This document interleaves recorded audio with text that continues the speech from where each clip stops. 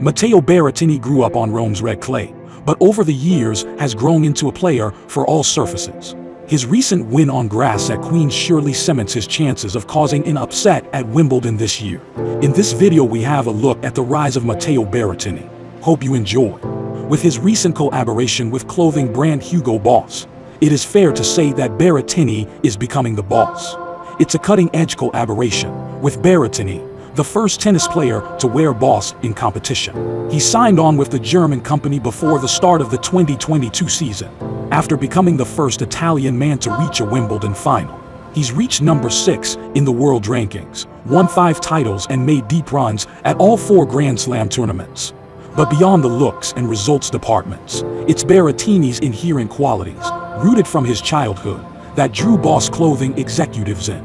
His spirit and attitude, which make him more than just one of the best tennis players in the world, are incredibly impressive, says Daniel Grieder, CEO of Hugo Boss. Matteo incorporates what a boss stands for today, showing a strong will, making the right decisions and inspiring people all around the world. The elder of 2 boys to tennis-playing parents, Mom Claudia and Dad Luca, Berrettini is a courteous, engaging, and family-oriented guy. He walks the line of being confident and charming without crossing over to cocky and condescending, a characteristic the Italian assigns to how he was raised, to simply be himself. At the end of the day, I'm just a guy hitting tennis balls and doing it pretty well. That's all I'm doing, he says. I don't feel like I should be treated differently or that I am someone special in other terms. You have to be kind. You have to have good manners. And that's what I'm trying to do. I created my player side to be confident.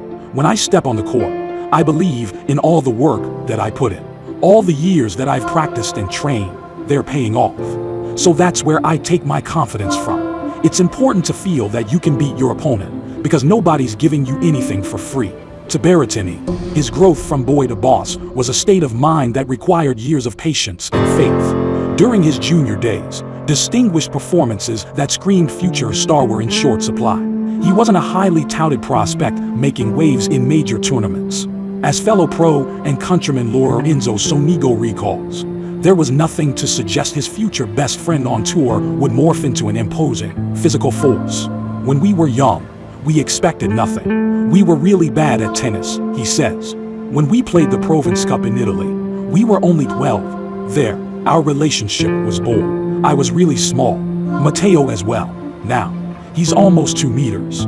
He's still a funny guy, but the mentality has changed for him. He wants to win every match. Berrettini pressed on, even after losing his first 6 main draw attempts at the futures level, the bottom tier of pro tennis. Admittedly tired the summer after finishing up high school, Berrettini maintained trust in coach Vincenzo Santopadre as the two continued sketching out his identity on the baseline. Rather than risk pushing his student into burnout by overplaying, Santopadre focused on the long game, investing in development. The centerpieces of Matteo the player were 2 dynamic features derived from his favorable height, his serve and forehand. When we started working together, for Santopadre, it was really important to create a style that I had on court. It was really important to focus on my weapons, says Berrettini. After that, you shape the whole play around it. I had to be explosive. I had to be strong. I'm not really the guy that is running a lot, so I need to try and make them run. 3 seasons after turning pro at 19, late by today's standards, Berrettini saw their plan come to life. In 2018, he secured his first tour-level match win in Doha. 6 months later, he clutched his first trophy on clay and stock. A major splash came the following year. Berrettini advanced to the US Open semifinals, after adding 2 more titles to his collection. At 23, he qualified for the 2019 ATP Finals. While a hernia growing injury hampered this rapid rise, before and after the pandemic shut down in 2020, Berrettini and his team used that time as an opportunity to better understand how much tennis is too much. Berrettini said, "The amount and the level of matches that I played during 2019, maybe my body wasn't ready to figure it out. I'm pretty heavy, I'm big. So I have to figure out how many matches, how many practices I have to do." At 6'5" and a shade over 200 pounds, Berrettini owns one of the more substantial frames in today's game, when he's not wearing a backwards cap.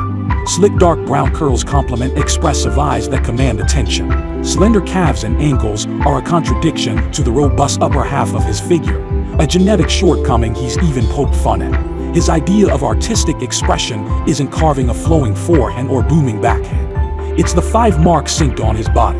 Tattoos are art in the most beautiful way. I really love all my tattoos, he says proudly. I have one guy that did all of them. I'm really close to him. I trust him and we work with ideas together. That is art. They all have meaning, mostly my family. I have the date of birth of my brother for one. So many symbols that mean something for people close to me. I can tell you that the 5th one is not going to be the last one. If there was a point where Berrettini tattooed his name on the tennis scene, it was the summer of 2021. Having been sidelined with an abdominal injury for 2 months, Berrettini compiled a promising stretch on clay that included a title in Belgrade, his first Masters final in Madrid, and a maiden quarterfinal at the French. And when it came time to switch surfaces, the grass was even greener. Berrettini broke British hearts when he eliminated 3 home favorites en route to the London Queen's Club title, then carried that momentum over to a historic effort at Wimbledon. 6 matches later, he emerged as his nation's first men's Grand Slam singles finalist in 45 years.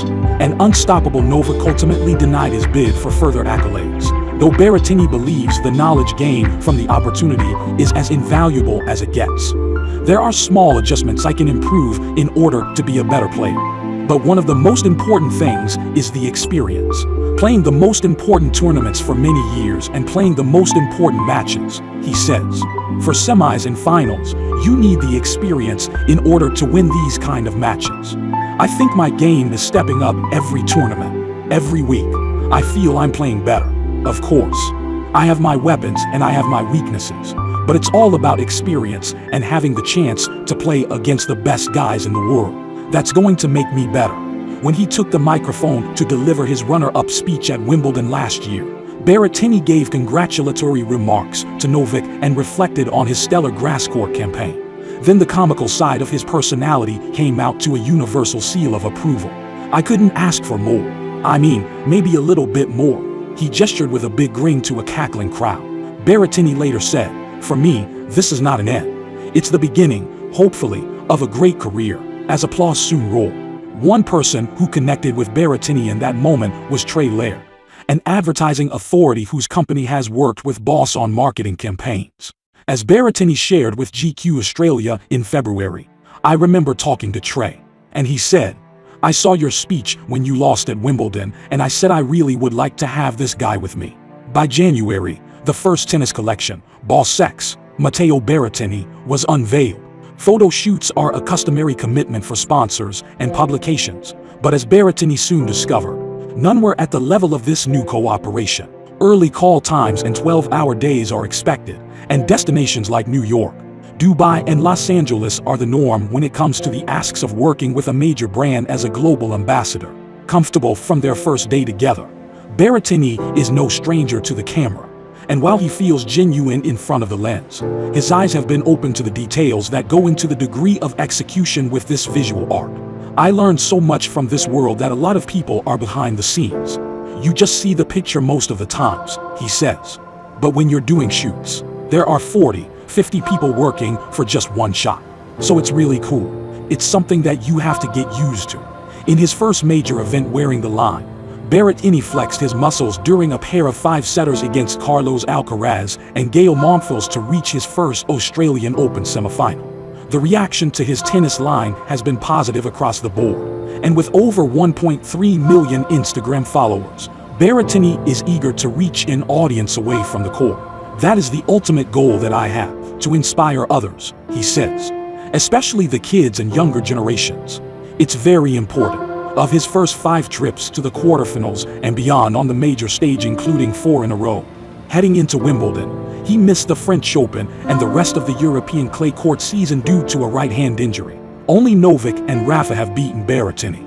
The tagline of Boss, where Berrettini debuts as part of a new era, is one that resonates with the now established tour standout. "Be your own boss," it encourages.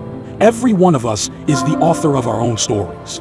How Berrettini tells his story ultimately lies within. But should Matteo stick with what's worked for the first 26 years of his life, that is being himself, he may soon grace billboards as a major champion. Let me know what you think in the comments down below. Thanks for watching and see you again soon.